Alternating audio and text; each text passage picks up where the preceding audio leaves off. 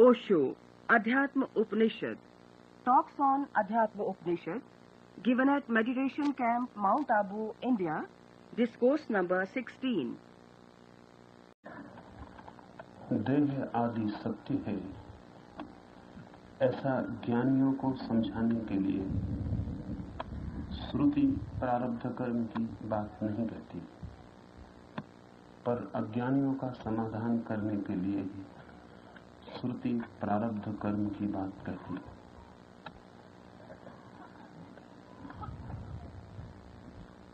जो कहा जाता है वो उससे ही संबंधित नहीं होता जो कहता है, बल्कि उससे भी संबंधित होता है जिससे कहा जाता है। ज्यादा महत्वपूर्ण वही है जिससे कहा जा रहा है, जो उसकी समझ में आ सके, जो उसकी बुद्धि के पार न पड़ जाए, जो उसे उलझा न दे, सुलझाए, जो उसके लिए मार्ग बने, ऊहापोह नहीं, जो उसके लिए मात्र चिंतन की यात्रा न हो जाए, वरन जीवन को बदलने की व्यवस्था हो। तो ये सूत्र कहता है कि श्रुति अज्ञानियों से और भाषा में बोलती है, ज्ञानियों से और भाषा में।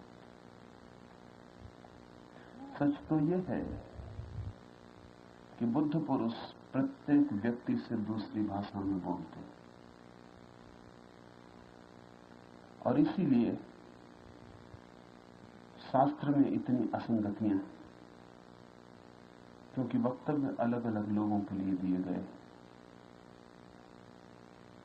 बुद्ध आज कुछ कहते हैं, कल कुछ कहते हैं, परसों कुछ कहते हैं, और मुश्किल हो जाती है ये सोचकर कि ये तीनों बातें एक ही व्यक्ति ने कैसे कही होंगी, क्योंकि तीनों में विपरीतता है, विरोध है, कोई संगति नहीं। और बुद्ध को मानने वाला जबरदस्ती संगति बिठाने की चेष्टा करता है ताकि बुद्ध असंगत न मालूम पड़े। पर वास्तविक बात केवल इतनी है कि बोलने वाला तो तीनों में एक है, लेकिन सुनने वाला तीनों में अलग था। और सुनने वालों को ध्यान में रखकर कही गई बातें, चिकित्सक एक हो लेकिन बीमार अलग अलग होंगे तो दवा अलग अलग हो जाएगी। बुद्ध के वचन सिद्धांत नहीं है, बुद्ध पुरुषों के वचन सिद्धांत नहीं, दवाइयां हैं, औषधियां हैं। और इसलिए यह जानना जरूरी है कि किससे कही गई है बात। श्रुति अज्ञानियों से कुछ और कहती है, ज्ञानियों से कुछ और कहती है। ज्ञानियों से कहती है कि देह है ही नहीं, अज्ञानियों से कहती है देह है, लेकिन तुम देह नहीं हो। ज्ञानियों से कहती है देह है ही नहीं, बस तुम ही हो। अज्ञानियों से कहती है देह है, लेकिन तुम देह नहीं हो। ये दोनों बातें विपरीत हैं। अगर देह नहीं है तो नहीं है, चाहे ज्ञानी से कही जाए चाहे अज्ञानी से कही जाए। और अगर देह है तो है, फिर ज्ञानी अज्ञानी से क्या फर्क पड़ेगा? इसे थोड़ा हम सूक्ष्मता से समझ लें। एक तो ऐसे सत्य हैं जिन्हें हम तथ्य कहते हैं, ऑब्जेक्टिव फैक्ट्स। सुबह है तो ज्ञानी हो या अज्ञानी से क्या फर्क पड़ता है, सुबह है। और रात हो गई, सूरज ढल गया, तो ज्ञानी हो या अज्ञानी से क्या फर्क पड़ता है, सूरज ढल गया और रात हो गई। विज्ञान तथ्यों की खोज करता है, इसलिए विज्ञान संगत भाषा बोलता है। विज्ञान बाहर जो है उसकी बात करता है, इसलिए विज्ञान की भाषा में बड़ी संगति, कंसिस्टेंसी है। धर्म भीतर जो देखने वाला है उसके अनुकूल भाषा बोलता है, सब्जेक्टिव है। तथ्य पर उतना जोर नहीं है जितना दृष्टि पर जोर है। तो जो देखता है उसके हिसाब से भेद पड़ जाते। ज्ञानी जब देखता है तो देह दिखाई ही नहीं पड़ती। अज्ञानी जब देखता है तो आत्मा का कोई पता नहीं चलता। अज्ञानी के देखने का ढंग ऐसा है कि देह ही पकड़ में आती है, और ज्ञानी के देखने का ढंग ऐसा है कि आत्मा ही पकड़ में आती है। ज्ञानी को देह दिखाई पड़नी असंभव है, अज्ञानी को आत्मा दिखाई पड़नी असंभव है। इसलिए तो शंकर जैसे मनीषी कह सके कि जगत मिथ्या है ही नहीं।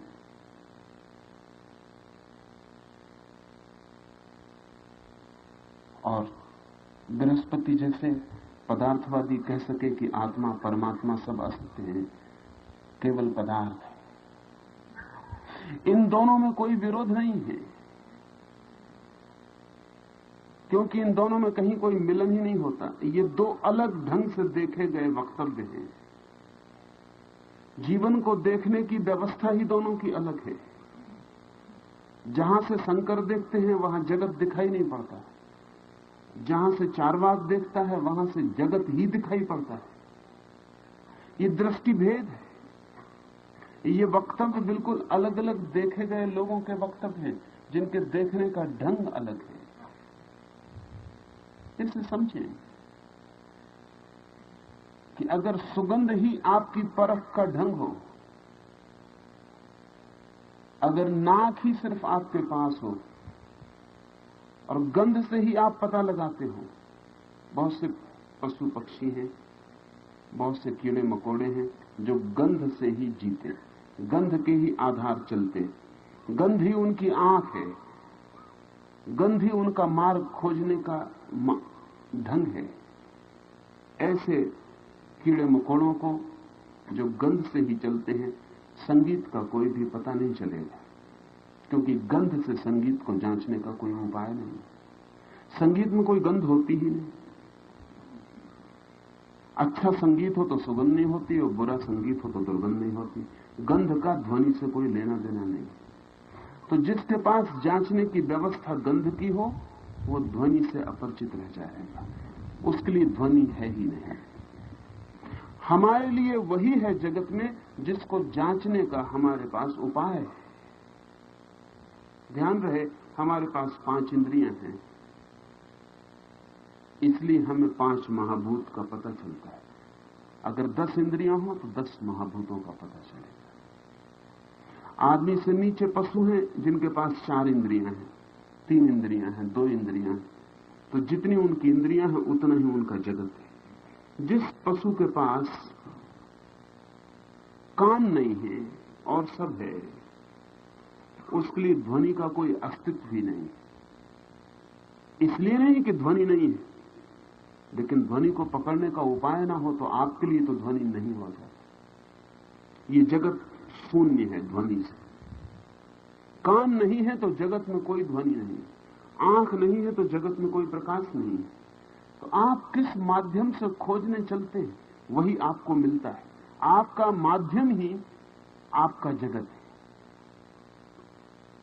अज्ञानी शरीर के माध्यम से खोजता है, इसलिए अज्ञानी अक्सर पूछता है कहां है ईश्वर, दिखा दो। वो ये कह रहा है जब तक मेरी आंख गवाही न दे मैं न मानूंगा। वो कह क्या रहा है?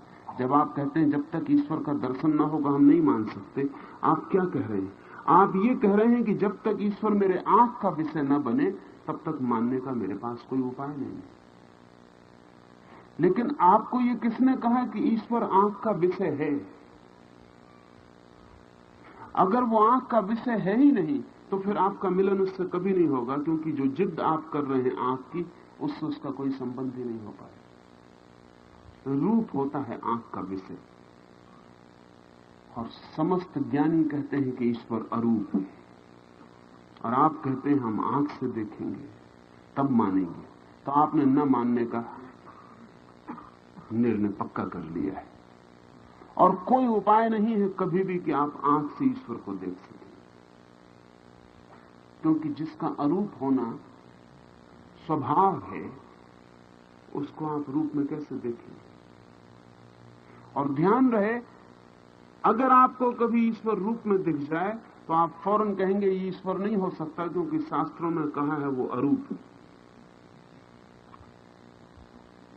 मार्क्स ने मजाक की है।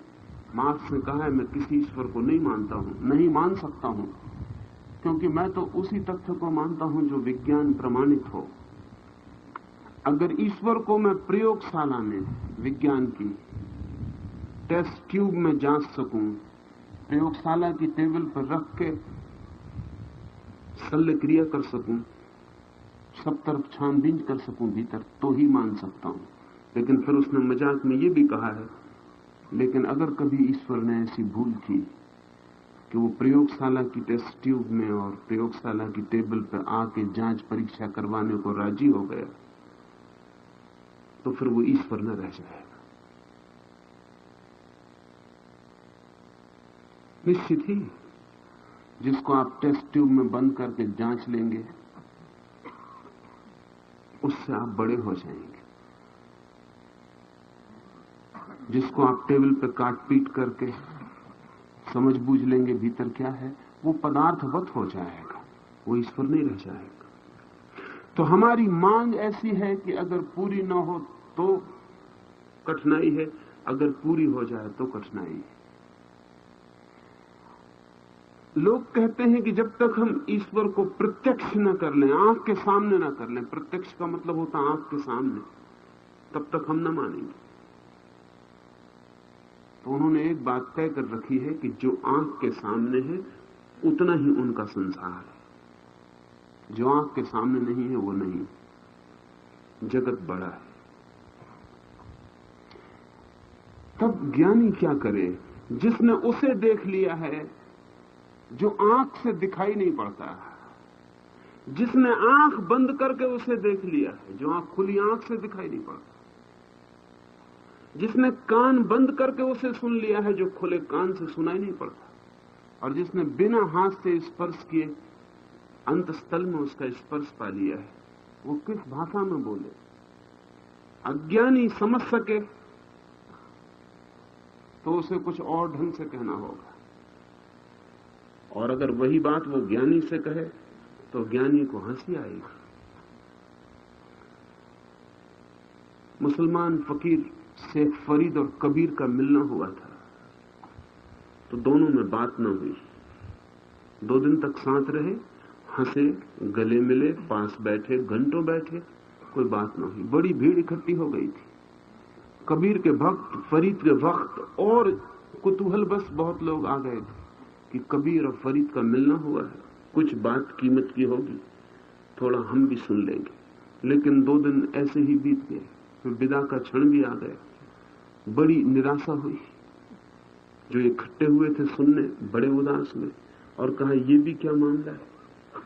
इतने बड़े 2 अनुभवियों का मिलना हुआ, कुछ बात होती तो हमारे लाभ की हो जाती। लेकिन कबीर और फरीद की मौजूदगी में पूछने की किसी की हिम्मत भी न पड़ी। फिर जब फरीद चल पड़ा अपनी यात्रा पर, तो उसके भक्तों ने उसे कहा कि ये भी क्या हुआ, कुछ बोलते आप? तो फरीद ने कहा जो बोलता वो अज्ञानी साबित होता, जो बोलता वो अज्ञानी साबित होता। और फिर बोलते भी क्या, जो मैं जानता हूं वही कबीर भी जानते हैं, जहां से वो देख रहे हैं वहीं से मैं देख रहा हूं। कबीर से भी पूछा, उनके मित्रों ने, आश्रमवासियों ने। कबीर ने कहा पागल हुए हो? हंस सकते थे ज्यादा से ज्यादा कि उन 2 का मिलन हो रहा है जो 2 है ही नहीं, जो मिल ही चुके। बोलना किससे था? कबीर ने कहा है कि बोलने की घटना घटती कब है? 2 अज्ञानी काफी बोलते हैं एक दूसरे से, हालांकि न एक दूसरे को समझता है न दूसरा पहले को समझता है। 2 अज्ञानी डट के चर्चा करते हैं, परिणाम कुछ नहीं होता, विवाद, कहीं कुछ लेन देन नहीं होता है, कोई निष्कर्ष नहीं होता, विवाद होता है।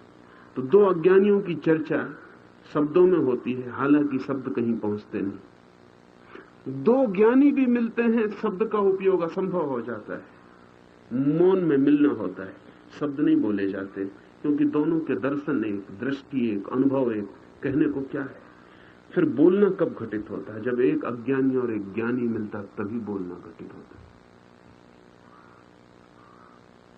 जब एक जानता है और एक नहीं जानता तो बोलने का कोई अर्थ है। जब दोनों जानते हैं तो बोलने का कोई भी अर्थ नहीं।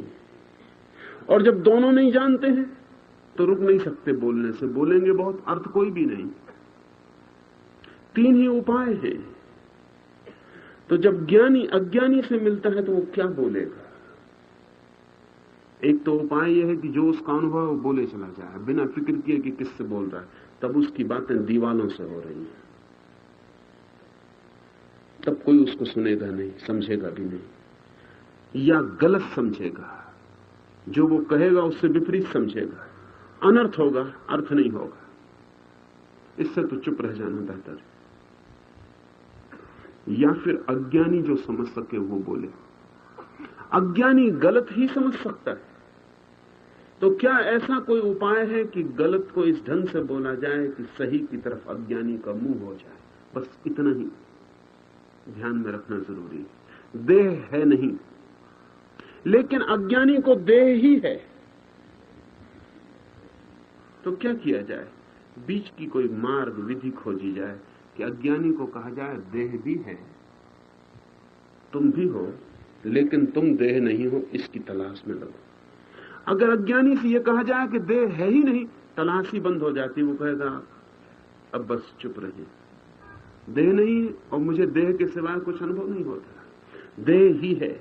वो कहेगा आत्मा वगैरह कुछ भी नहीं है। उसके कहने में गलती नहीं है, उसका जो अनुभव है वो कह रहा है। ज्ञानी का जो अनुभव है वो कह रहा है, अज्ञानी का जो अनुभव है वो कह रहा है। आपने अपने को देह के अतिरिक्त कभी भी जाना? कभी ऐसी कोई झलक आपको मिली कि आपको पता लगे कि मैं देह नहीं हूं? आपको ये पक्का भरोसा है कि अगर आपकी गर्दन काट दी जाए तो आप नहीं कटेंगे? आपको इसकी थोड़ी सी भी प्रतीति है कि जब लाश आपकी जलाई जाएगी मरघट में तो आप नहीं जलेंगे? असंभव, क्योंकि जब पैर में कांटा गड़ता है छोटा सा तो आप में गड़ जाता है। हाथ जल जाता है तो आप जल जाते हैं, तो जब पूरा शरीर जलेगा तो यह आशा रखनी असंभव है कि आप नहीं जलेंगे। जरा सी चोट, जरा सी गाली आप में प्रवेश कर जाती है, तो जब मृत्यु आप में घुसेगी तो आप में प्रवेश नहीं करेगी, यह आप मत सोचना। आपको कोई अनुभव नहीं है कि आप शरीर के अलावा भी कुछ, इतना ही अनुभव है कि शरीर हूं। हाँ, आप मानते हो भला कि मैं आत्मा हूं और मरूंगा नहीं, वो आपकी मान्यता है, और मान्यता बड़ी धोखे की, और वो मान्यता भी अज्ञान का ही हिस्सा है। सभी आदमी मानना चाहते हैं कि ना मरे, कोई मरना नहीं चाहता। इस थोड़ी बात को ख्याल में ले लें, कोई मरना नहीं चाहता, और जो भी मरना नहीं चाहता उसको पक्का पता है कि मरना पड़ेगा, इसलिए तो मरना नहीं चाहता। ज्ञानी मरना चाहता है, अज्ञानी मरना नहीं चाहता। ज्ञानी मरना चाहता है क्योंकि वो जानता है कि मरने से भी कुछ मरता नहीं। ज्ञानी मृत्यु में प्रवेश करना चाहता है क्योंकि वो जानता है कि मृत्यु में प्रवेश करके अमृत का शुद्धतम अनुभव होगा। जहां विपरीत होता है वहां अनुभव आसान होता है। सफेद रेखा खींच दें काले ब्लैकबोर्ड पर, चमक के दिखाई पड़ती है। बादल घिरे हों काले, बिजली चमकती है, साफ दिखाई पड़ती है। दिन में सफेद बादलों में बिजली चमके दिखाई नहीं पड़ती। ज्ञानी मृत्यु में प्रवेश करना चाहता है, आग्रह पूर्वक, आनंद पूर्वक, अहोभाव पूर्वक, ताकि वो जो अमृत भीतर छिपा है, चारों तरफ मृत्यु के काले बादल घिर जाएं, तो वो अमृत की लकीर, वो शुभ्र रेखा कौंध जाए और अनुभव साफ साफ हो जाए कि मृत्यु सदा मेरे चारों ओर घटती, मुझ में कभी नहीं घटती। अज्ञानी मृत्यु में जाने से डरता है, भयभीत होता है, क्योंकि उसे पक्का पता है कि मृत्यु का मतलब समाप्ति, कुछ बचेगा नहीं। अब ये बड़े मजे की बात है कि इसीलिए अज्ञानी की बिल्कुल मर न जाए, आत्मा अमर है, ऐसा विश्वास करता है। ये विश्वास ज्ञान के कारण नहीं, ये विश्वास भय के कारण। इसलिए जवान आदमी आत्मा वगैरह में उतना विश्वास नहीं करता, जैसे बूढ़ा होने लगता है ज्यादा विश्वास करता है, क्योंकि मौत करीब आती, भय बड़ा होने लगता है। खाट पे पड़ा हुआ मरा आदमी आमतौर से धार्मिक हो जाता है। जो खाट पे भी अधार्मिक है वो जरा हिम्मत का आदमी। मरते वक्त भी जो अधार्मिक है वो जरा हिम्मत का आदमी। बड़े से बड़ा नास्तिक भी मरते वक्त डमाडोल होने लगता है और सोचता है पता नहीं, और फिर मौत का भय और उस अंधेरे में प्रवेश, उस भय के कारण वो सब सिद्धांतों को पकड़ लेता है। आप भी मानते हैं कि आत्मा अमर है, यद्यपि आप जानते हैं कि मैं शरीर से ज्यादा कुछ भी नहीं। किस आत्मा की बात कर रहे हैं जो अमर है, जिसका आपको कोई अनुभव नहीं, जिसकी किंचित मात्र प्रतीति नहीं हुई, वो अमर है आप कह रहे हैं। आपका भय आपका सिद्धांत बन जाता है। जितने भयभीत लोग होते हैं जल्दी आत्मवादी हो जाते हैं। इसलिए हमारे मुल्क में दिखाई पड़ती है घटना कि पूरा मुल्क आत्मवादी है और अंधेरे में जाने से डर लगता है और आत्मा का पक्का भरोसा है। मौत से प्राण कपते, आत्मा का पक्का भरोसा है। आत्मवादियों का मुल्क 1000 साल तक गुलाम रहा। आत्मवादियों के मुल्क पर कोई भी छोटी मोटी कौम हावी हो गई और आत्मवादी आत्मा को मानते रहे कि आत्मा अमर है, लेकिन युद्ध के मैदान पर जाने में डरते रहे। भय आपके सिद्धांत का आधार है, अनुभव नहीं, ज्ञान नहीं। नहीं तो आत्मवादी को तो कोई गुलाम बना ही नहीं सकता, उसको तो कोई भय ही नहीं। आखिर गुलामी बनती ही भय के कारण है कि मार डालेंगे अगर नहीं गुलाम बनोगे तो आदमी इस कीमत पर, जिंदा रहने की कीमत पर गुलाम रहना भी पसंद कर लेता है, मरना नहीं चाहता है। अगर ये मुल्क सच में आत्मवादी होता जैसा कि लोग कहते फिरते हैं तो ये मुल्क कभी गुलाम नहीं हो सकता था। ये पूरा मुल्क कट जाता और कहता कि न शस्त्रों से हमें छेदा जा सकता है, नैनम छेदंत शस्त्राणि, न आग से हमें जलाया जा सकता है, तो जलाओ और छेदो। इस मुल्क को गुलाम बनाना असंभव था अगर ये आत्मवादी होता, लेकिन ये आत्मवादी वगैरह नहीं, परिपूर्ण देहवादी है, लेकिन भय के कारण आत्मा को माने चला जाता है। आपकी प्रतीति तो देह की है कि मैं देह हूं, और ज्ञानी की प्रतीति है कि देह है ही नहीं, तो कहां बने मिलन जहां आप एक दूसरे की भाषा समझ सकें। तो श्रुति ने एक उपाय खोजा है, शास्त्र ने एक विधि खोजी है, वो ये कि आपको बिल्कुल इंकार करना उचित नहीं होगा कि देह है ही नहीं। वो इंकार तो आपका दरवाजा बंद कर देगा, फिर तो आपकी समझ मुश्किल हो जाएगी। तो आपके लिए कहते हैं कि देह है, इससे अज्ञानी आश्वस्त हो जाता है कि हम बिल्कुल गलत नहीं, देह है, हमारी मान्यता भी ठीक है। इससे यस मूड पैदा होता है, इससे हां का भाव पैदा होता है। अमेरिकी विचारक डेल कार्नेगी ने यस मूड पर बड़ा काम किया है, हां का भाव। उसका कोई धर्म से लेना देना नहीं, वो तो चीजें कैसे बेची जाएं, सेल्समैनशिप उसका ज्ञाता है, मित्रता कैसे खरीदी जाए उसका ज्ञाता है। उसकी किताब how to win friends and influence people Bible के बाद सबसे ज्यादा बिकने वाली किताब है दुनिया में। कैसे दोस्ती दी जाए और कैसे लोग प्रभावित किए जाएं। सीक्रेट फार्मूला है how to create the yes mood, दूसरे आदमी में हां का भाव कैसे पैदा किया जाए। जब हां का भाव पैदा हो जाता है तो ना करना मुश्किल होने लगता है। तो डेल कार्नेगी कहता है कि अगर किसी को प्रभावित करना हो, किसी को बदलना हो, किसी का विचार रूपांतरित करना हो, तो ऐसी बात मत कहना जिसको वो पहले मौके पर ना कह दे, क्योंकि अगर उसने पहले ही ना कह दी तो उसका ना का भाव मजबूत हो गया। अब दूसरी बात जो हो सकता था पहले कही जाती तो वो हां भी कह देता, अब उस बात पर भी वो ना कहेगा। इसलिए पहले दो चार ऐसी बात करना उससे जिसमें वो हां कहे,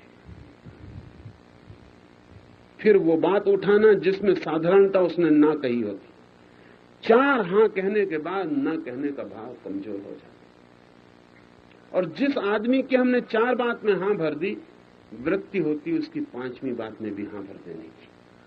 और जिस आदमी की हमने चार बात में ना कह दी, पांचवी बात में भी ना कहने का भाव प्रगाढ़ हो जाता। डेल कार्नेगी ने एक संस्मरण लिखा कि एक गांव में वो गया, जिस मित्र के घर ठहरा था वो इंश्योरेंस का एजेंट था, और उस मित्र ने कहा कि तुम बड़ी किताबें लिखते हो, कैसे जीतो मित्रता, कैसे प्रभावित करो। इस गांव में एक बुढ़िया है, अगर तुम उसका इंश्योरेंस करवा दो तो हम समझे, नहीं तो सब बातचीत है। डेल कार्नेगी ने बुढ़िया का पता लगाया। बड़ा मुश्किल काम था, क्योंकि उसके दफ्तर में ही घुसना मुश्किल था। जैसे ही पता चलता कि इंश्योरेंस एजेंट, लोग उसे वहीं से बाहर कर देते। बुढ़िया 80 साल की विधवा थी, करोड़पति थी, बहुत कुछ उसके पास था, लेकिन इंश्योरेंस के बिल्कुल खिलाफ थी। जहां घुसना ही मुश्किल था, उसको प्रभावित करने का मामला अलग था। डेल कार्नेगी ने लिखा है कि सब पता लगा कि 5 बजे सुबह मैं उसके बगीचे की दीवार के बाहर के पास घूमने लगा जाके। बुढ़िया 6 बजे उठती थी, वो अपने बगीचे में आई। मुझे अपनी दीवार के पास फूलों को देखते हुए खड़े होकर उसने पूछा कि फूलों के प्रेमी हो? तो मैंने उससे कहा कि फूलों का प्रेमी हूं, जानकार भी हूं, बहुत गुलाब देखे सारी जमीन पर, लेकिन जो तुम्हारी बगिया में गुलाब, इनका कोई मुकाबला नहीं। बुढ़िया ने कहा भीतर आओ दरवाजे से। बुढ़िया सांस ले गई बगीचे में, एक एक फूल बताने लगी, मुर्गियां बताई, कबूतर बताए, पशु पक्षी पाल रखे थे वो सब बताए। और डेल कार्नेगी ने यस मूड पैदा कर लिया। रोज सुबह का ये नियम हो गया। दरवाजे पे बुढ़िया उसके स्वागत के लिए तैयार रहती। दूसरे दिन बुढ़िया ने चाय भी पिलाई, नाश्ता भी करवाया। तीसरे दिन बगीचे में घूमते हुए उस बुढ़िया ने पूछा कि तुम काफी होशियार और कुशल और जानकार आदमी मालूम पड़ते हो, इंश्योरेंस के बाबत तुम्हारा क्या ख्याल है? इंश्योरेंस के लोग मेरे पीछे पड़े रहते हैं, ये योग्य है करवाना कि नहीं? तब डेल कार्नेगी ने उससे इंश्योरेंस की बात शुरू की। लेकिन अभी भी कहानी कि मैं इंश्योरेंस का एजेंट हूं, क्योंकि उससे ना का भाव पैदा हो सकता है। जिंदगी भर जिसने इंश्योरेंस के एजेंट को इंकार किया हो, उससे ना का भाव पैदा हो सकता है। लेकिन 7वें दिन इंश्योरेंस डेल कार्नेगी ने कर लिया। जिससे हां का संबंध बन जाए, उस पर आस्था बननी शुरू होती। जिस पर आस्था बन जाए, भरोसा बन जाए, उसको ना कहना मुश्किल होता चला जाता। उंगली पकड़ के ही पूरा का पूरा हाथ पकड़ा जा सकता है। तो श्रुति अज्ञानी से ऐसी भाषा में बोलती है कि उसे हां का भाव पैदा हो जाए, तो ही आगे की यात्रा। अगर सीधे कहा जाए न कोई संसार है, न कोई देह है, न तुम हो, अज्ञानी कहेगा कि बस अब काफी हो गए। इसमें कुछ भी भरोसे योग्य नहीं मालूम होता। इसलिए श्रुति कहती है अज्ञानी से देह आदि सत्य है, तुम्हारा संसार बिल्कुल सत्य है। अज्ञानी की रीढ़ सीधी हो जाती है, वो आश्वस्त होकर बैठ जाता है कि यह आदमी खतरनाक नहीं, और हम एकदम गलत नहीं है। क्योंकि किसी को भी ये लगना बहुत दुखद होता है कि हम बिल्कुल गलत हैं। थोड़े तो हम भी सही हैं, थोड़ा जो सही है उसी के आधार पर आगे यात्रा हो सकती है, लेकिन आप बिल्कुल गलत हैं।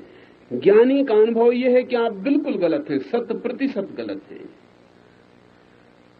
मगर ये कहने का मतलब ये होगा कि आगे कोई संबंध नहीं जुड़ सकता। इसलिए ज्ञानी कहता है कि नहीं, आप काफी दूर तक सही है। शरीर है, संसार है, सब है, इसमें कोई आपकी भूल चूक नहीं, भूल जरा सी है, और वो ये है कि आप शरीर को आत्मा समझ बैठे। अज्ञानी में हां का भाव पैदा हो जाता है। वो कहता है कि बहुत दूर तक तो मैं भी सही हूं, थोड़ा सा ही फर्क है मुझ में और ज्ञानी में कि मैं शरीर को आत्मा समझ बैठा हूं। और अज्ञानी भी चाहता है कि शरीर को आत्मा न समझे, क्योंकि शरीर सिवाय दुख के कुछ और देता नहीं। और फिर शरीर मरता भी है, मृत्यु भी आती है, तो वो चाहता भी है खोजना कि उसका पता चल जाए, जो शरीर नहीं है तो अमरत्व का भी पता चल जाए। और फिर ज्ञानी कहता है कि परम आनंद है उस आत्मा को जान लेने में जो शरीर नहीं। तो अज्ञानी का लोभ भी जगता है, वो भी उस परम आनंद को जानने के लिए उत्सुक हो जाता है। तब यात्रा शुरू होती। लेकिन यात्रा ऐसी है कि जैसे जैसे अज्ञानी उसमें बढ़ता है, वैसे वैसे उसे पता चलता है कि जो ज्ञानी ने हां भरा था कि देह है, वो है नहीं। जो संसार हां भरा था, वो है नहीं। और जैसे जैसे गहरा होता है, वैसे वैसे ज्ञानी उस पर शर्तें जोड़ता है। वो कहता है कि अगर आनंद का लोभ किया तो आनंद कभी मिलेगा नहीं। हालांकि वो लोभ से ही चला था, मगर ये बात की बातें हैं।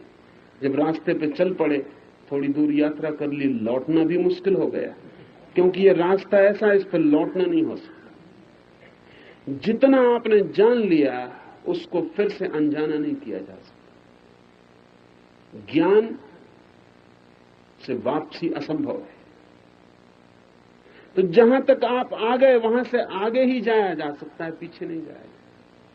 और बड़े मजे की बात यह कि अज्ञानी जब रास्ते पर चलने लगता है, तो जितने कष्ट में वो कभी नहीं था, आगे बढ़ के उतने कष्ट में पड़ जाता है। क्योंकि पहले जो कुछ था गलत ही था, लेकिन सब साफ था। जैसे ही आगे बढ़ता है तो पिछला तो सब धुंधला और व्यर्थ हो जाता है, मध्य में अटक जाता है, पीछे लौट नहीं सकता। आगे जाने के सिवाय कोई उपाय नहीं है। इसलिए फिर ज्ञानी जो जो शर्तें देता है वो पूरी करनी पड़ती है। कहता लोभ छोड़ दो तो आनंद होगा। हालांकि पहली दफा ज्ञानी ने लोभ ही जगाया था कि परम आनंद। कहां पड़े हो नरक में, कहां पड़े हो दुख में, पास ही है अमृत का झरना, आ जाओ। तो वो दुख तो छोड़ने की आशा में, सुख पाने की आशा में, आनंद से लगा कि बड़ा सुख होगा वहां, इस आशा में बढ़ता है। ये लोभ ही है। लेकिन थोड़ी ही देर में ज्ञानी कहता लोभ बिल्कुल छोड़ दो, आनंद मांगना मत, नहीं तो मिलेगा कभी नहीं।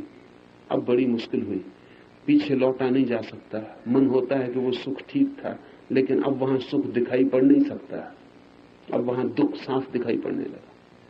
तो जो था हाथ में वो छूटता है, और जो मिलने की आशा से छोड़ा था वो मिलता दिखाई नहीं पड़ता। और अब ज्ञानी कहता है कि आशा भी छोड़ दो, मिलने की छोड़नी ही पड़ेगी, पीछे लौट नहीं सकते, छोड़नी ही पड़ेगी। ऐसा इंच इंच ज्ञानी आपके गलत मोहों को तोड़ता है और धीरे धीरे धीरे धीरे वहां ले जाता है जहां अगर आपसे पहले ही कहा जाता कि ले जा रहे हैं तो आप कभी न गए होते। बुद्ध ने ऐसी भूल की है। बुद्ध से ज्यादा सीधी सीधी बात कह देने वाले लोग बहुत कम हुए। इसलिए बुद्ध धर्म भारत में टिक नहीं सका। नहीं टिकने का कारण सिर्फ यही कि अज्ञानी के साथ जो कुशलता बरतनी चाहिए वो बुद्ध ने नहीं बरती। बुद्ध को जो अनुभव हुआ था उन्होंने सीधा सीधा कह दिया। उसका कारण है बुद्ध ब्राह्मण घर में पैदा नहीं हुए थे।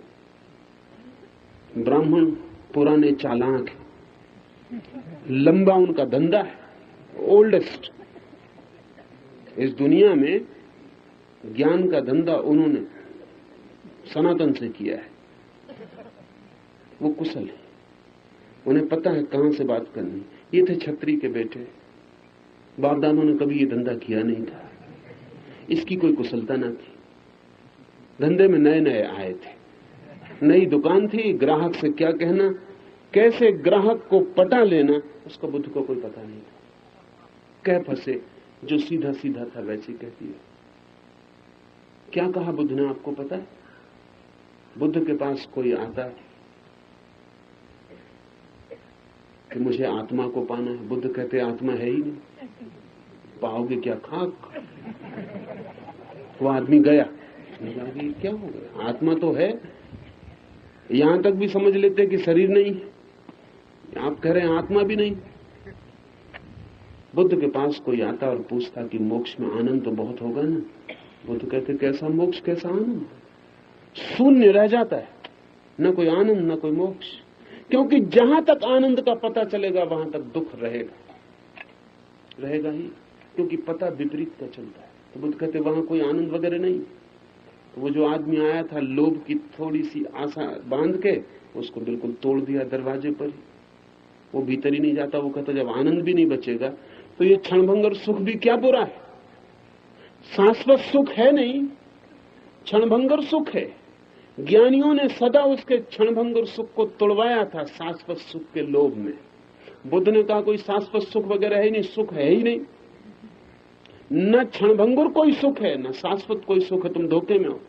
तो उस आदमी ने कहा कि क्षमा करिए, जो भी पास है उसको ही संभाले। हाथ की आधी रोटी स्वर्ग की पूरी रोटी से बेहतर है।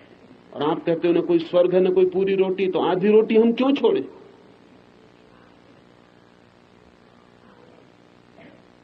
बुद्ध से लोग पूछने जाते हैं कि ईश्वर मिलेगा। बुद्ध कहते हैं कोई ईश्वर नहीं। बुद्ध के पास जब पहली दफा सारीपुत्र गया तो वो तो ब्राह्मण का बेटा था, ज्ञानी था, जानकार था। उसने बुद्ध से कहा कि अगर कुछ भी नहीं है, शून्य ही शून्य है, तब तो फिर हमें संसार को बचाने की कोशिश करनी चाहिए, कम से कम कुछ तो है। और आप अजीब बात कर रहे हैं, सब छीनना चाहते हैं और देने का कोई भी वायदा नहीं है, तो कौन आएगा। तो वो ब्राह्मण का बेटा था, उसने कहा आएगा कौन। सब छुड़वाना चाहते हैं, सब कहते हैं छोड़ दो, और पाने की जब हम पूछते हैं तो आप कहते हैं पाने को कुछ है नहीं। तो छोड़ेगा कोई किस लिए, छोड़ता तो आदमी पाने के मोह में। बुद्ध ने कहा लेकिन जो पाने के मोह में छोड़ता है वो छोड़ता ही नहीं। त्याग का मतलब क्या है। त्याग अगर इसलिए है कि कुछ मिलेगा तो ये सौदा हुआ, त्याग कहां है। एक आदमी महल छोड़ देता है, स्वर्ग में महल मिल जाएगा, ये सौदा है। एक आदमी पुण्य करता है कि सुख मिलेगा, ये सौदा है। एक आदमी सेवा करता है, धर्म करता है, दान करता है, इस आशा में कि इसके प्रतिकार में कुछ मिलेगा, किसी लोक में, किसी जन्म में, ये सौदा है। इसमें कहां त्याग है। बुद्ध ने कहा त्याग तो तभी है जब कोई छोड़ता है और पाने की कोई आशा नहीं रखता। पर सारीपुत्र ने कहा कि होगा ये त्याग, लेकिन फिर आप त्यागी कहीं पा ना सकेंगे। त्यागी मिलेगा कहां। हम सब सौदेबाज हैं। हम अगर ईश्वर के साथ भी संबंध जोड़ते हैं तो वो व्यवसाय का है। अज्ञानी कुछ और कर भी नहीं सकता। तो बुद्ध का धर्म भारत में टिक नहीं सका, और जब भारत में नहीं टिक सका तो कहां टिक सकता था। लेकिन दूसरे मुल्कों में टिका। टिका कब टिका, जब बुद्ध के अनुयायियों ने वो सारी ट्रिक्स, वो सारा गोरख धंधा सीख लिया जो ब्राह्मणों को सदा से ज्ञात था, तब टिका। आप जान के हैरान होंगे कि बुद्ध क्षत्रिय हैं, लेकिन उनके सब बड़े शिष्य ब्राह्मण हैं, और उन्होंने टिकाया।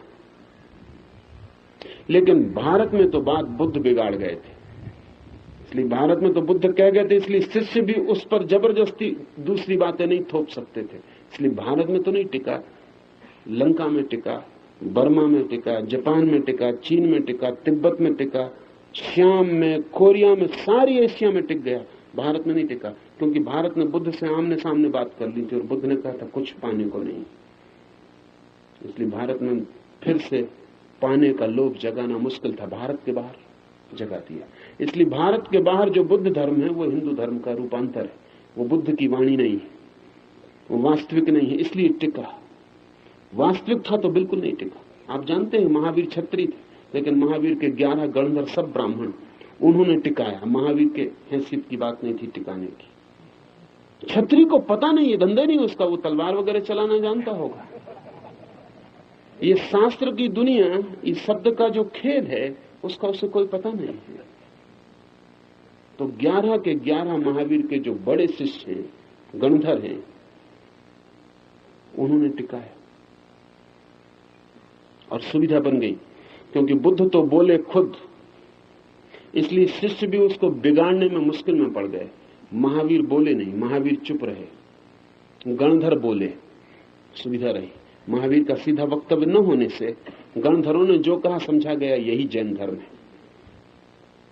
महावीर चुप रहे, कहा जाता है कि महावीर मौन रहे, उनके मौन को उनके गणधरों ने समझा और गणधरों ने फिर लोगों को समझाया। इसलिए महावीर का धर्म थोड़ा सा टिका, फिर भी बहुत ज्यादा टिका हुआ नहीं दिखाई पड़ता। कोई 25 लाख जैन है 2500 साल में। अगर 25 आदमी भी महावीर से प्रभावित होते और शादी कर लेते तो इतने बच्चे 2500 साल में पैदा हो जाते। कोई संख्या किसी मतलब की नहीं है। कारण क्या है? कारण वही है, क्षत्रिय को पता नहीं है उस भाषा का जो अज्ञानी से बोलनी चाहिए। वो तो सदियों में विकसित होती है। ये श्रुति कहती है देह आदि सत्य है, ऐसा ज्ञानियों को समझाने के लिए श्रुति प्रारब्ध कर्म की बात नहीं कहती। ज्ञानियों को नहीं समझाना है ऐसा, पर अज्ञानियों का समाधान करने के लिए श्रुति प्रारब्ध कर्म की बात कहती है।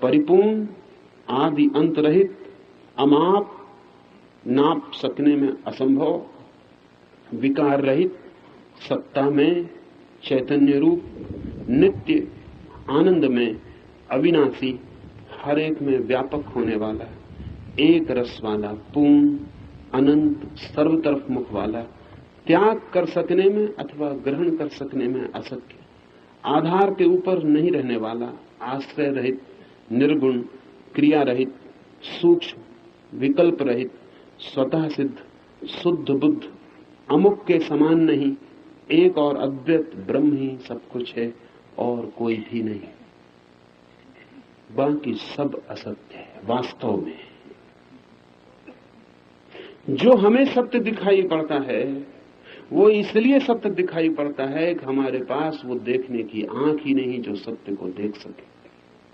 हमारे पास वो मन है केवल जो असत्य को जन्माता है। हमारे पास स्वप्न पैदा करने वाला मन है, सत्य देखने वाला चक्षु नहीं। इसलिए जो झूठ है वो हमें दिखाई पड़ता है, जो नहीं है वो हमें दिखाई पड़ता है, और जो है उससे हम चूक जाते हैं। वो कैसे चक्षु पैदा हो, वो ज्ञान चक्षु कैसे जगे, वो शिवनेत्र कैसे खुले जिससे हम देख सकें क्या सत्य है। एक छोटा बच्चा है, खिलौनों में जीता है, खिलौने उसके लिए वास्तविक है, इसलिए उसकी गुड़िया की टांग टूट जाए तो वो वैसे ही रोता है जिससे वस्तुतः किसी की टांग टूट गई। रात उसे नींद नहीं आती, उसकी गुड़िया या गुड्डा उसके पास ना रखा हो तो उसे वैसी बेचैनी होती जैसे आपका वास्तविक प्रेमी आपके पास ना हो। बच्चे के लिए अभी गुड्डा गुड़िया वास्तविक है, बड़ा होकर हंसेगा खुद ही कि मैं किस खेल में उलझा था। बड़ा होकर खुद ही गुड्डे गुड़ियों को भूल जाएगा, वो कचरे के कोने में पड़ जाएंगे, फेंक दिए जाएंगे, रोएगा नहीं। क्या हुआ? क्या गुड्डा गुड़िया वही है, इसको क्या हुआ? इसकी बुद्धि ऊपर उठी, ये ज्यादा देखने में समर्थ हुआ, लेकिन सिर्फ इतने से ही कुछ फर्क नहीं हो जाएगा। गुड्डा गुड्डी की जगह दूसरे गुड्डा गुड्डी आ जाएंगे, ज्यादा जीवित होंगे। एक दिन गुड़िया को छाती से लगा के सो गया था, फिर किसी स्त्री को छाती से लगा के सो जाएगा। गुड्डे गुड़ियां बदल जाएंगे, लेकिन चित्त, फिर इस चित्त के भी ऊपर उठने का उपाय है। बहुत कम लोग उठ पाते हैं। बचपन से तो सभी लोग जवान हो जाते हैं। क्यों? क्योंकि जवानी के लिए आपको कुछ करना नहीं पड़ता, वो प्राकृतिक विकास है। अगर आपको ही जवान होने के लिए कुछ करना पड़े तो इस दुनिया में 2-4 आदमी जवान मिलेंगे, बाकी सब बच्चे रह जाएंगे। आपको कुछ नहीं करना पड़ता, जवानी मजबूरी, आप बढ़ते चले जाते हैं, आप कुछ कर नहीं सकते, रोक नहीं सकते, इसलिए जवान हो जाते। लेकिन आध्यात्मिक होश नहीं आता, क्योंकि उसके लिए कुछ आपको करना पड़ता है। कुछ करेंगे तो वो विकास आपके निर्णय पर निर्भर है। प्रकृति उसको थोपती नहीं आपके ऊपर, आपकी स्वतंत्रता पर छोड़ दिया है। इसलिए 2-4 लोग बुद्ध और कृष्ण और क्राइस्ट हो पाते हैं, क्योंकि श्रम, साधना। जिस दिन आप जाग के देखेंगे उस दिन सारा जगत आपको बच्चों का खेल जैसा मालूम पड़ेगा। उतनी प्रौढ़ता के स्तर पर चीजें पीछे की झूठी होती चली जाती हैं। तो इस सूत्र कहता है वास्तव में तो एक ही है ब्रह्म, और इसके बाबत कुछ बड़ी महत्वपूर्ण सूचनाएं दी हैं इस एक ब्रह्म के बाबत। अनेक तो हमारी परिचित हैं, उनकी मैं चर्चा नहीं करूं। परिपूर्ण, आदि अंत रहित, अमाप, विकार रहित, सत्ता में, चैतन्य में, नित्य आनंद में, अविनाशी, हर एक में व्यापक, एक रस वाला, पूर्ण, अनंत, सर्व तरफ मुख वाला। ये हमारी परिचित शब्द हैं जो ब्रह्म के लिए हमने उपयोग किए। लेकिन इसमें कुछ 2-3 लक्षण बड़े अद्भुत हैं। त्याग कर सकने में अथवा ग्रहण कर सकने में असत्य, ये बड़ी महत्व की बात है। जिसे आप छोड़ ना सके और जिसे आप पकड़ भी ना सके, ऐसा।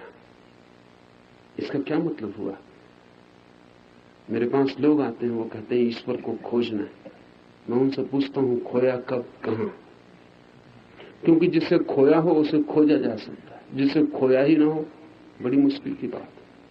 वो कहते नहीं खोया कहां, कब, कुछ पता नहीं। तो मैं उनसे पूछता हूं पहले इसका तो पता करो, खोया भी है कभी?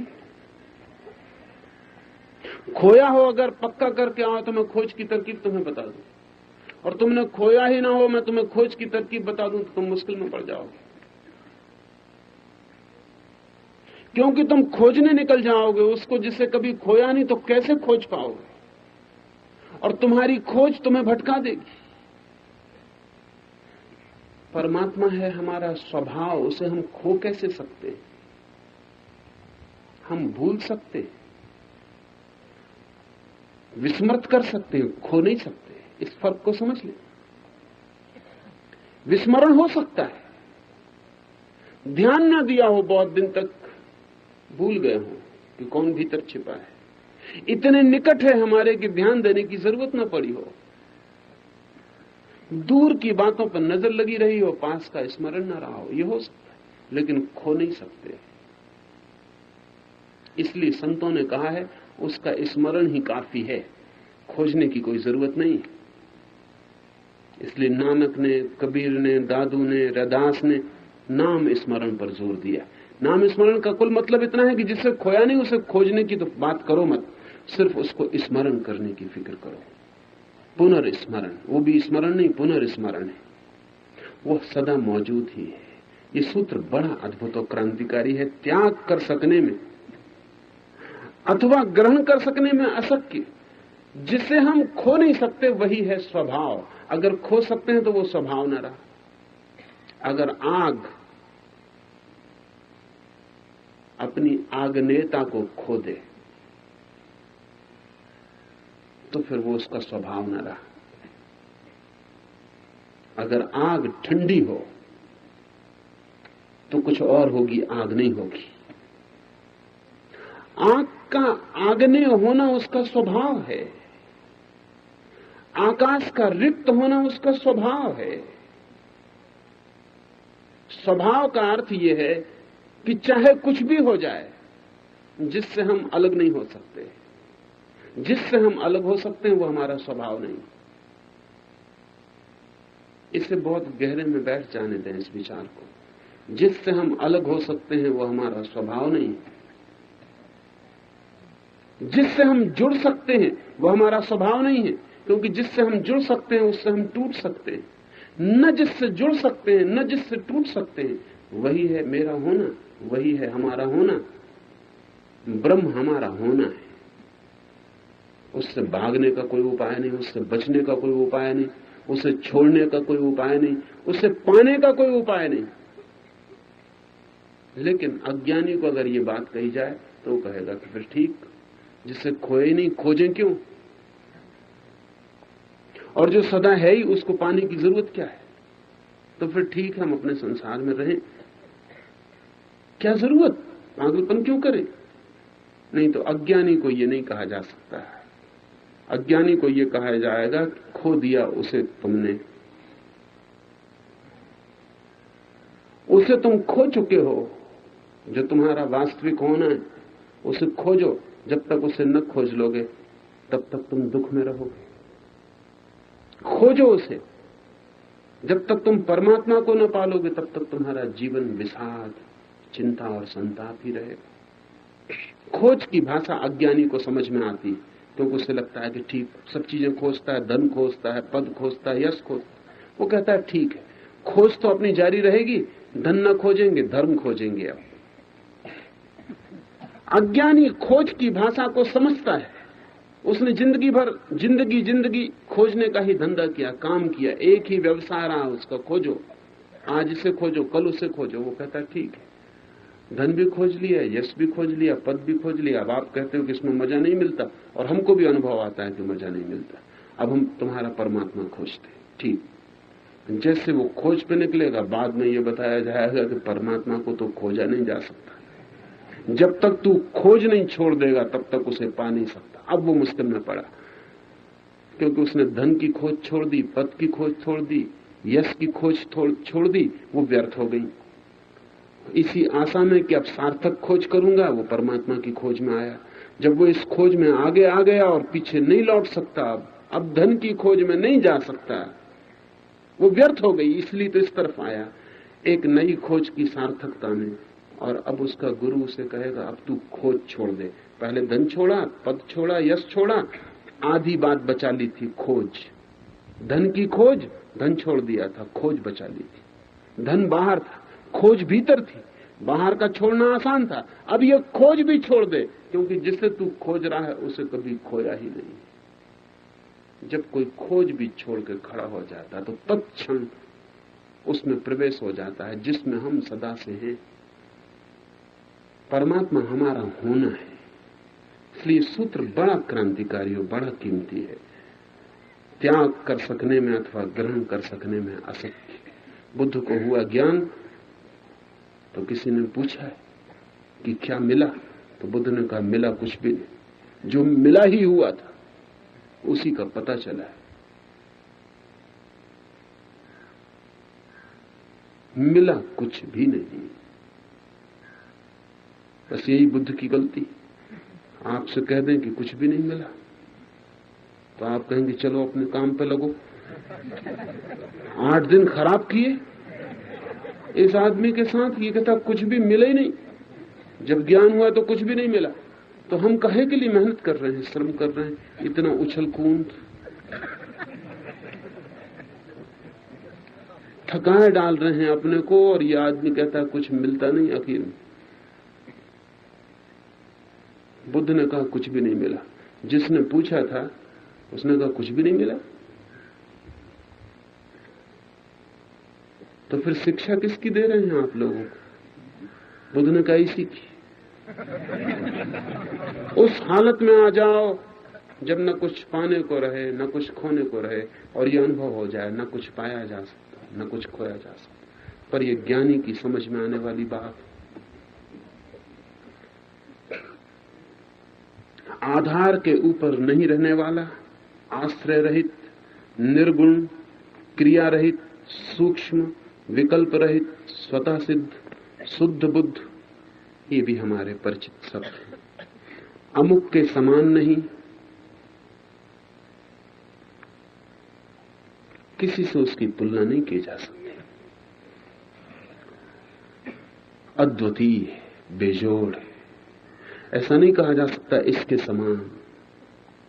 तो जितनी तुलनाएं की जाती हैं वो सब काम चलाओ। हम कहते हैं आकाश के समान शून्य। नहीं, ये भी ठीक नहीं, क्योंकि आकाश भी उसमें समाया हुआ है, वो आकाश से बड़ा है, आकाश के समान नहीं हो सकता। हम कहते हैं महासूर्य की तरह तेजस्वी, ये भी छोटी बात है, क्योंकि उसके लिए महासूर्य भी छोटे टिमटिमाते दिए, इनसे कोई तुलना नहीं की जा सकती। हम कहते हैं आनंद रूप, तो हमारे मन में कहीं ना कहीं सुख से तुलना शुरू हो जाती है। सुख से उसका कोई संबंध नहीं। हम कहते हैं शांत, तो हमारे मन में अशांति के विपरीत शांति का ख्याल है। अशांति का उसे कभी अनुभव नहीं हुआ है, इसलिए हमारी शांति का उसे कोई पता नहीं हो सकता। हमारी कोई तुलना काम की नहीं है। उस अनुभव के लिए किसी और बात से कहने का कोई उपाय नहीं है। संतों ने कहा है बस अपने ही जैसा, किसी और जैसा नहीं, बस अपने ही जैसा। खुद ही अपने समान है, खुद ही, कोई उपाय नहीं उसे किसी और से बताने का। लेकिन बताया जाता है, वो अज्ञानी के लिए बताया जाता है कि ऐसा ऐसा ऐसा। आखिर में पता चलता है कि वो तो किसी जैसा नहीं, एक और अद्वैत ब्रह्म ही सब कुछ है और कोई भी नहीं। इस प्रकार अपने अनुभव से स्वयं ही अपनी आत्मा को अखंडित जानकर तू सिद्ध हो और निर्विकल्प स्वरूप आत्मा से ही अत्यंत सुखपूर्वक स्थिति कर। इस प्रकार अपने अनुभव से स्वयं ही अपनी आत्मा को अखंडित जानकर तू सिद्ध हो। शास्त्र से जानकर नहीं चलेगा काम, श्रुतियां कहें, स्मृतियां कहें, नहीं चलेगा काम। सुनकर हल नहीं होगी बात, अपने ही अनुभव से ऐसा जानकर तू सिद्ध हो। सिद्ध का अर्थ है जिसके आगे कोई यात्रा और गति नहीं। सिद्ध का अर्थ है अंतिम पड़ाव, अंतिम मुकाम, जिसके आगे रास्ते समाप्त हो जाते। असिद्ध का अर्थ है जैसा हम हैं, असिद्ध का अर्थ है जिसका अभी कुछ काम बाकी है, अभी कुछ करना है, अभी कुछ होगा तो सुख होगा। असिद्ध का अर्थ है कुछ होगा, कुछ करना है, कुछ पूरा करना है, कुछ पाना है, वो मिल जाएगा तो सुख होगा। असिद्ध का सुख किसी चीज पर निर्भर है। कोई स्त्री मिल जाएगी, कोई पुरुष मिल जाएगा, कोई मकान मिल जाएगा, कोई जमीन मिल जाएगी, कोई पद मिल जाएगा, राष्ट्रपति हो जाऊंगा, प्रधानमंत्री हो जाऊंगा, ये हो जाऊंगा, वो हो जाऊंगा। कहीं सुख है, वो मिलेगा तो सुख मिलेगा, कंडीशनल है, सशर्त है। सिद्ध का अर्थ है जिसका अपने होने में ही सुख है। कुछ भी मिले न मिले उसका कोई सवाल ही नहीं है। छिन जाए आ जाए उसका सुख किसी बात पर निर्भर नहीं है, स्वयं के होने पर ही निर्भर है। बस मैं हूं, इतना काफी है और कोई बात शर्त नहीं। बेशर्त जिसका सुख है वो सिद्ध है। अभी और यही उसका सुख है। आपका सुख सदा कभी और कहीं, अभी और यहीं कभी आपका सुख नहीं होता। कभी किसी आदमी को आपने देखा जो कहे कि मैं सुखी हूं अभी और यहीं? अभी और यहीं तो सब दुखी होते हैं। सुख होता है कहीं आगे, कहीं आगे। एक मेरे मित्र एक राज्य में उप मंत्री थे, डिप्टी मिनिस्टर थे, तो बड़े दुखी थे। मैंने उनसे पूछा कि मामला क्या? कि जब तक मिनिस्टर न हो जाऊं मन में बड़ी बेचैनी। फिर वो मिनिस्टर हो गए, फिर मुझे मिले, वैसे ही दुखी थे। पूछा क्या मामला है? अब तो मिनिस्टर हो गए, अब तो आपको सिद्ध हो जाना चाहिए। तो सिद्ध? जब तक चीफ मिनिस्टर न हो जाऊं कुछ नहीं हो सकता। कोशिश में लगा हूं, कितनी कभी हो जाऊंगा। इस बार वो चीफ मिनिस्टर भी हो गए।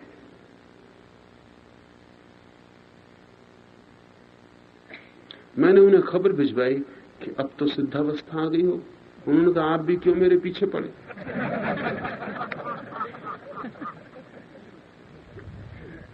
सिद्धावस्था कहीं नहीं दिखाई पड़ती। चीफ मिनिस्टर तो हो गया, कुछ हल नहीं हुआ, कुछ हल नहीं हुआ, और आगे बहुत से बिंदु दिखाई पड़ रहे हैं जो पूरे हो जाएं तो शायद सुख सदा आगे सरकता जाता है। असिद्ध का ये लक्षण, सुख सदा आगे सरकता जाता है। सिद्ध का ये लक्षण है, सुख अभी और यहीं। कोई हो स्थिति,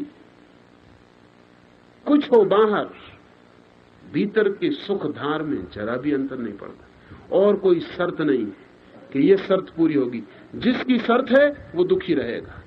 कोई शर्त कभी पूरी नहीं होती, और शर्त पूरी हो जाए तो शर्त बनाने वाला मन नई शर्तें बनाता है। जैसे वृक्ष पर पत्ते लगते हैं, पुराने गिर जाएं कोई फर्क नहीं पड़ता, नए लग जाते।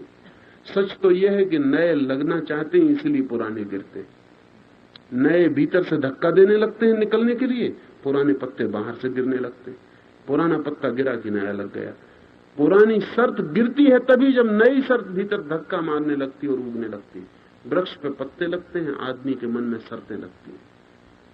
सशर्त जिसका जीवन है, दुख उसका परिणाम होगा। बेशर्त जिसका जीवन है, अभी और यहीं, जो बिना किसी कारण के सुखी है, अकारण सुखी है। अकारण सुखी का मतलब होता है बाहर से सुख नहीं आता, भीतर से सुख जाता है।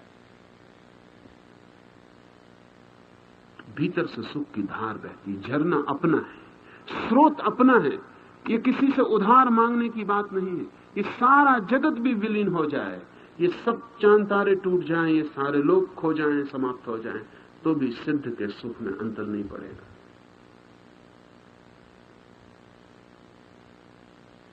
और आपके लिए जैसा आप चाहते हैं ठीक वैसा जगत बना दिया जाए तो भी आपके दुख में कोई अंतर नहीं पड़ेगा। शायद आप और ज्यादा दुखी हो जाएं।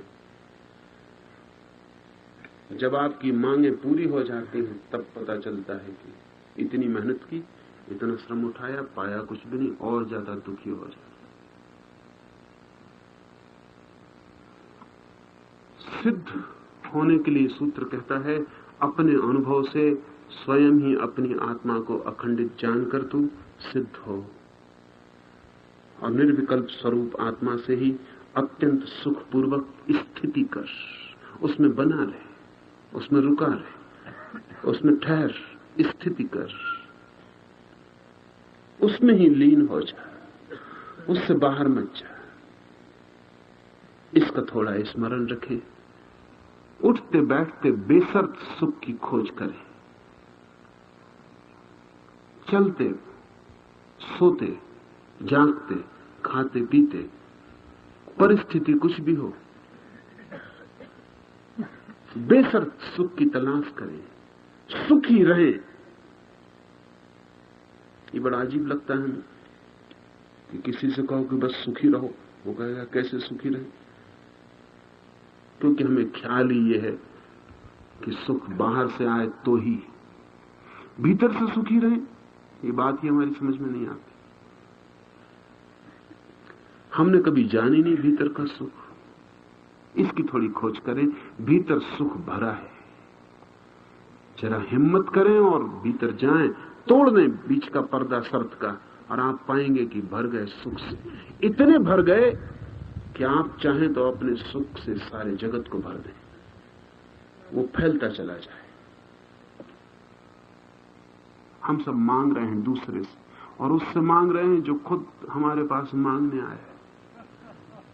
भिखमंगों की जमात है, एक दूसरे के सामने भिक्षा पात्र लिए खड़े कि कुछ मिल जाए, और सभी मांग रहे हैं। कभी सोचा इस पर कि ये सारा संसार भिखमंगों की जमात है? मैं आपके पास आया हूं कि थोड़ा सुख दो, आप इसलिए मेरे पास आए कि थोड़ा सुख दो। न मैंने कभी अपने भीतर सुख पाया, न आपने कभी अपने भीतर सुख पाया। इसलिए जितने संबंध हमारे सब दुख देते हैं, कोई सुख नहीं देता, दे नहीं सकता। जो पास नहीं है वो देंगे कैसे? जो खुद नहीं पाया उसको दूसरे को देने चले गए। बाप बेटे को सुख दे रहा है, पत्नी पति को सुख दे रही, बेटा मां को सुख दे रहा, और पूछो देने वाले का ख्याल दे रहे हैं और मिलने वाले को दुख मिल रहा है। सारी दुनिया एक दूसरे को सुख दे रही, और सब छाती पीट के रो रहे हैं कि हम दुखी, कोई सुखी हो नहीं रहा। पर आपके पास ही नहीं है, आप दूसरे को देने जा रहे हैं। इस दुनिया में सुखी होने का एक ही उपाय है कि आप किसी से मांगने मत जाना। वो है ही नहीं दूसरे के पास, आपके पास है। आप सारी मांग छोड़ के रुक जाओ। अगर दुख भी हो रहा हो तो उसी में रुक जाओ, प्रतीक्षा करो, मत जाओ मांगने। एक दिन आप अचानक पाओगे कि मांगने की आदत के छूट जाने से भीतर का पत्थर हट जाता है, झरना फूट पड़ता है, अचानक रोआ रोआ सुख से भर जाता है। ये सुख अकारण, फिर इसे कोई नहीं छीन सकता, ये आपके भीतर से आता है। फिर हो भी सकता है कि कोई आपकी सन्निधि में आपकी सुख की धार से आंदोलित हो जाए। मगर बड़े मजे की बात है, हम सुख मांगते हैं और सुख देना चाहते हैं। सुख दे नहीं पाते, सुख मांग नहीं पाते, मिल नहीं पाता। ऐसा कोई व्यक्ति जिसकी अपनी धारा छूट जाती है, अपना स्रोत खुल जाता है, किसी से सुख मांगता भी नहीं और किसी को सुख देना भी नहीं चाहता। पर ऐसे व्यक्ति से सुख मिल जाता है अनेकों को। देना नहीं चाहता कोई, बुद्ध किसी को सुख देने नहीं चाहते, बस उनकी मौजूदगी, उनके भीतर खिले हुए फूल, उनकी सुगंध, उनके भीतर फूटा हुआ झरना, उसका कलकल नाद, वो कोई भी जो उनकी सन्निधि में होता है, जो खुला होता है, जो अपने हृदय के द्वार बंद किए नहीं बैठा होता, उसको झनक पहुंच जाती है, स्वर उसको भी छू लेते हैं। और बुद्ध जैसे व्यक्ति के पास जो आंख खुला होकर बैठा हो, उसे ये भी दिखाई पड़ जाता है कि इसका सुख कहीं से आता नहीं मालूम पड़ता, किसी पर निर्भर नहीं मालूम पड़ता, इसका सुख भीतर से ही फूटता मालूम पड़ता है। इसकी किरणें उधार नहीं है, इसकी किरणें अपनी हैं। ये चांद की तरह नहीं है कि सूरज की किरणों को लौटाता हो, ये सूरज की तरह है जिसके पास अपनी किरण है, सीधी निकल रही है, सीधी फूट रही है। इसको हमने सत्संग कहा है। बुद्ध जैसे व्यक्तियों के पास होने का नाम सत्संग है। तो शायद हम भी अपनी मूर्खता से डगमगा जाएं, तो शायद हमारा भी पत्थर सरकने की स्थिति में आ जाए। शायद ये देखकर कि कोई अपने आप में भी सुखी हो सकता है, हमारी ये भ्रांति टूट जाए कि दूसरे से सुख मांगते चले जाते हैं और भ्रांति को सजाए रहते हैं कि मिलेगा, कभी नहीं, आज नहीं कल, कल नहीं परसों, मगर मिलेगा दूसरे से। शायद ये भ्रांति टूट जाए। स्वयं को बेशर्त कर ले, मांग को छोड़ दें, ये आशा तोड़ दें कि कहीं और से सुख आएगा, तो एक दिन सुख मिल जाता है। वो अवस्था सिद्ध की अवस्था है जब अपने सुख की धार उपलब्ध होती है।